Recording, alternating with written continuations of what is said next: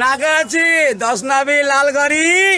বন্ধুরা, বর্তমানে আমি রয়েছি সবুজে ঘেরা একটা সুন্দর নিরিবিলি বাগানে। এই জায়গাকে বলা হয় বিশ্রামতলা। 1600 শতকের দ্বিতীয় দশকে মহাপ্রভু দ্বিতীয়বারের জন্য গৌড় ভ্রমণে বেরিয়েছিলেন। তার যাওয়ার পথে তিনি এই জায়গায় বিশ্রাম নিয়েছিলেন এবং বলবো এর পেছনের সেই গল্পটি। প্লিজ বন্ধুরা, সঙ্গে থাকবেন।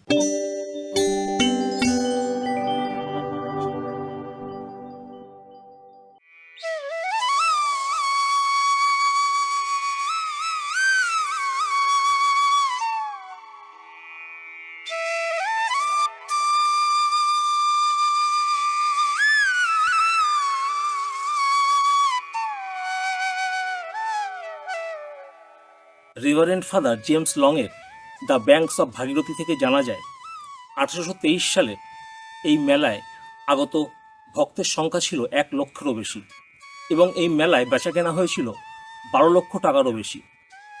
এবং সেই সময় নাকি গঙ্গাসাগরের পুণ্য স্নানের থেকেও এইখানকার পুণ্য স্নানের খ্যাতি ছিল অনেক বেশি। এবং এই পুণ্য স্নানে অংশগ্রহণ করতেন বাংলাদেশ, বিহার এবং উড়িষ্যা থেকে আসা বিভিন্ন মানুষ। এবং এই পুণ্যস্নান শুরু হয়েছিল মহাপ্রভুর আবির্ভাবের অনেক আগে থেকেই। তিনি আরও লিখেছেন 1813 সালের এই পুণ্য স্নানে বাংলাদেশের যশোর ও ঢাকা থেকে দুজন এসে তাদের সন্তানকে গঙ্গাবক্ষে বিসর্জন দিয়েছিলেন। আমি কোন মেলার কথা বলছি আপনারা নিশ্চয়ই বুঝতে পেরেছেন।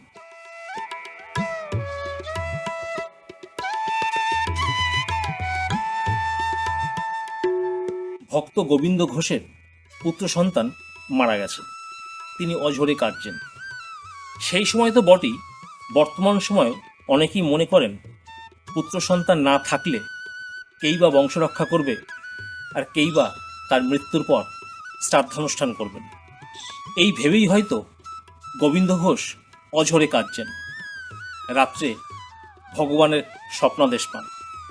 ভগবান বলছেন, তুই চিন্তা করিস না, তোর শ্রাদ্ধানুষ্ঠান, তোর মৃত্যুর পর তোর শ্রাদ্ধানুষ্ঠান আমি পুত্র হয়ে নিজে হাতে করব।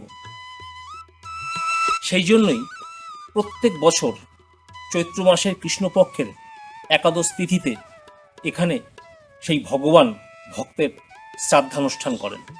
এবং এই প্রথা চলে আসছে আজ 450 বছরও বেশি। এবং সেই উপলক্ষে এখানে বসে বিশাল মেলা, পশ্চিমবঙ্গের বিখ্যাত মেলা।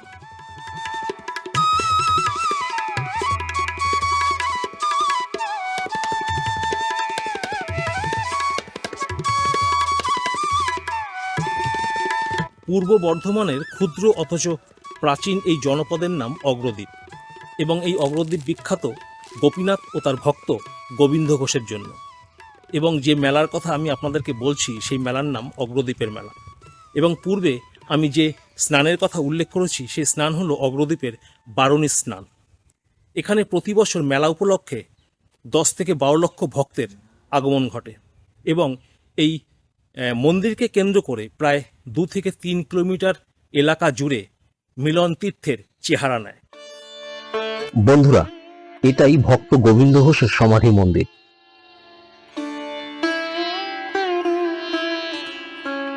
আর এই সমাধি মন্দিরের বাঁদিকে ওই দূরে দেখতে পাচ্ছেন গোপীনাথের মন্দির। চলুন আপনাদেরকে একবার ঘুরিয়ে নিয়ে আসি।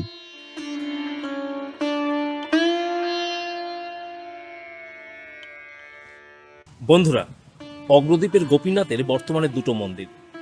একটি পুরনো মন্দির যেটি আমার পেছনে আপনারা দেখতে পাচ্ছেন, আরেকটি রয়েছে নতুন মন্দির, দোল মন্দির। গোপীনাথ 2টো মন্দিরেই অবস্থান করেন, 6 মাস এখানে এবং 6 মাস দোল মন্দিরে। রথযাত্রার দিন গোপীনাথকে এই পুরনো মন্দিরে নিয়ে আসা হয় এবং এখানে গোপীনাথ 6 মাস বিরাজ করেন। তারপর অগ্রহায়ণ মাসের নবান্ন উৎসব পালন করার পরের দিন গোপীনাথকে আবার নিয়ে যাওয়া হয় দোল মন্দিরে। প্রত্যন্ত গ্রামের এক ঐতিহ্যবাহী মন্দির।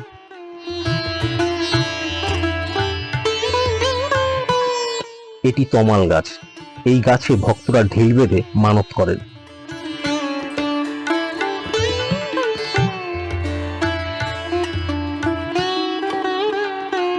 বন্ধুরা, এই পুরনো মন্দিরে এখন গোপীনাথের কোনো বিগ্রহ নেই, তিনি রয়েছেন দোল মন্দিরে।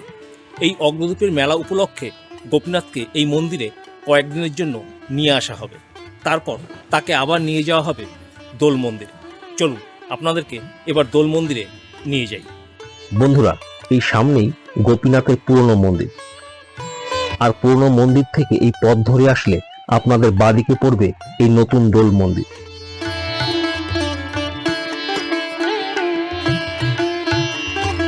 আপনাদেরকে আগেই বলেছি, গোপীনাথ এখানে 6 মাস থাকেন আর পুরনো মন্দিরে 6 মাস থাকেন। চলুন এবার গোপীনাথকে দর্শন করি।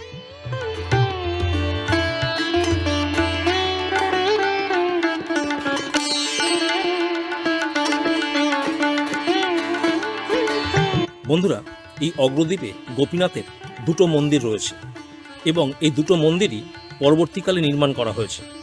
গোপীনাথের আদি মন্দিরটি আজ আর নেই, সেটি গঙ্গাবক্ষে বিলীন হয়ে গেছে।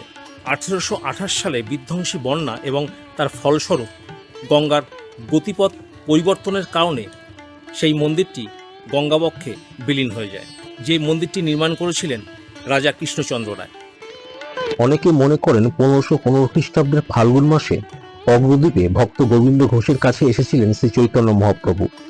এখানে মহাপ্রভু একটি কৃষ্ণের বিগ্রহ তৈরি করিয়ে প্রতিষ্ঠা করে তার নাম দেন গোপীনাথ। সেই গোপীনাথের সেবার ভার গোবিন্দ ঘোষের হাতে দিয়ে তিনি নীলাচলে চলে যান। বন্ধুরা, এই জঙ্গলের ভেতর সেই বিশ্রামতলা, যে বিশ্রামতলার কথা ভিডিওর শুরুতেই বলেছি।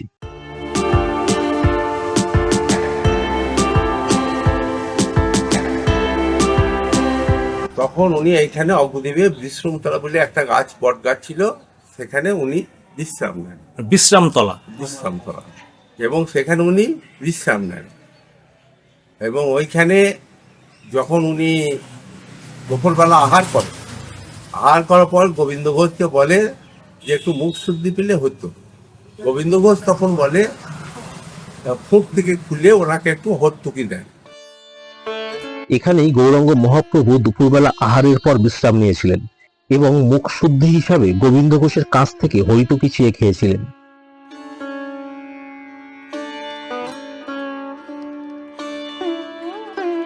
এক সময় 12 দোল উপলক্ষে এই গোপীনাথকে কৃষ্ণনগরের রাজবাড়িতে নিয়ে যাওয়া হতো এবং সেখানে বেশ কিছুদিন তিনি অবস্থান করতেন। তারপর তাকে আবার এখানে পাঠিয়ে দেওয়া হতো, কিন্তু সেই রীতি এখন আর মানা হয় না। এবার আসি মেলা প্রসঙ্গে। ঐতিহ্যবাহী মেলা, যে মেলা শ্রাদ্ধের মেলা বলে পরিচিত। শ্রী চৈতন্যদেবের পার্ষদ গোবিন্দ ঘোষের শ্রাদ্ধানুষ্ঠান এবং স্বয়ং গোপীনাথ 1 মাস ধরে হবিষ্যান্ন গ্রহণ করেন এবং শ্রাদ্ধকালীন কাছা ধারণ করেন। গোপীনাথের কাছা ধারণের এই অনন্য প্রথা ভারতের অন্যতম জনবহুল মেলা, যা চিরের মেলা হিসাবেও পরিচিত। গোবিন্দ ঘোষের পারলৌকিক ক্রিয়ায় পিণ্ড দানের জন্যই এই আয়োজন।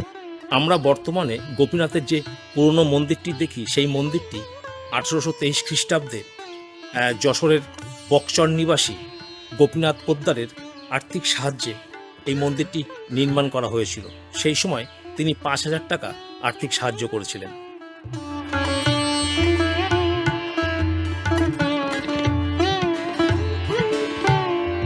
বন্ধুরা, এবার কথা হচ্ছে আপনারা এই অগ্রদ্বীপের মেলায় কিভাবে আসবেন। আপনারা দুদিক দিয়ে আসতে পারেন। এক, শিয়ালদা মেন লাইন হয়ে। যদি শিয়ালদা মেন লাইন হয়ে আসেন তাহলে আপনাদেরকে লালগোলা লোকাল ধরতে হবে আর নামতে হবে বেথুয়া ডহরি। বেথুয়া ডহরি নেমে 1 নম্বর প্ল্যাটফর্ম দিয়ে বেরোলেই সামনে পড়বে 12 নম্বর জাতীয় সড়ক। 12 নম্বর জাতীয় সড়কের উপরেই রয়েছে সুভাষ মোড় বা স্ট্যাচু মোড়। সেখান থেকে টুকটুক গাড়ি ধরুন বা টোটো গাড়ি ধরুন, আপনাদেরকে নিয়ে আসবে সোজা এই অগ্রদ্বীপের মেলায়। ভাড়া নেবে 50 টাকা এবং এই পথটা হচ্ছে 12 কিলোমিটার। ওই যে স্টেশন থেকে বেরিয়ে আসবেন, বেরিয়ে এসে সোজা এখানে চলে আসবেন। মনে হচ্ছে এই রাস্তাটা সোজা চলে যাচ্ছে মন্দিরের দিকে। আর একটি পথ রয়েছে, আপনারা যদি হাওড়া দিক থেকে আসতে চান তাহলে হাওড়া থেকে ধরুন কাটোয়া লোকাল, বা ব্যান্ডেল থেকেও ধরতে পারেন কাটোয়া লোকাল। নামুন অগ্রদ্বীপ স্টেশন থেকে বেরিয়েই আপনারা অটো ধরে চলে আসুন ফেরিঘাট অর্থাৎ গঙ্গার ঘাটে। সেখান থেকে আপনারা ফেরি পার হয়ে চলে আসুন এই মন্দিরে। তবে একটা কথা মনে রাখবেন, আপনারা যদি অগ্রদ্বীপ হয়ে আসেন তাহলে আপনাদেরকে ফেরিঘাট পার হতে হবে, আর যদি বেথুয়া ডহরি হয়ে আসেন তাহলে ফেরিঘাটের কোনো প্রয়োজন নেই।